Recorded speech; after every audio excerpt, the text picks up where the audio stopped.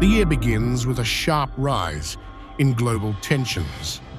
Dmitry Medvedev, deputy chairman of Russia's Security Council, called U.S. actions reckless, claiming Washington is eroding diplomacy and driving international chaos.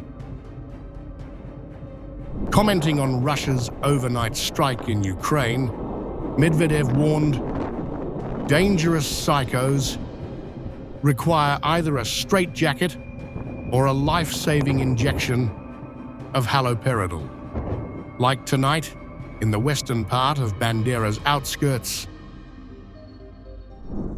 Understanding that such lunatics are never calmed by the reassurances of good psychiatrists, only nurses with huge fists and a phlegmatic face, because dangerous lunatics need either a straitjacket or a rescue shot of haloperidol, just like what happened last night on the western Banderite outskirts of Ukraine.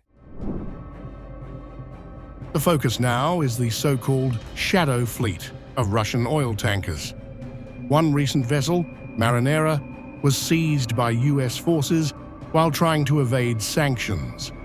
Moscow condemned it as a blatant violation of international law, warning of escalating consequences. It's obvious why it was under the temporary flag of Russia. It sought protection from American illegal sanctions due to the threat of seizure. But the method chosen was not quite adequate. Yes, what happened is a clear violation of the UN Convention on the Law of the Sea of 1982, but it's worth reminding that the US did not ratify it.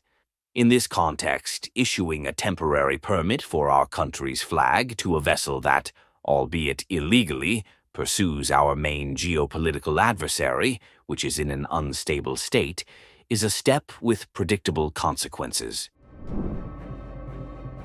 Medvedev argued such tankers, reflagging under Russia to avoid sanctions, reflect Western disregard for maritime norms. Medvedev then turned to Venezuela, calling the alleged detention of President Nicolas Maduro a kidnapping and a defining event of the year's opening. Even if, out of sheer stubbornness, Trump does not pardon Maduro after some time, public pressure will almost certainly force Vance or another successor to do so. Yes, oil is the key factor here, but even that will not be simple. What if the current Venezuelan authorities refuse to share it with the Americans in the long run? Will Trump really launch a ground operation? That would definitely require Congress, and it would be far bloodier than the brazen abduction of Maduro. Taken together, Medvedev's rhetoric and maritime clashes show a world in strategic turmoil.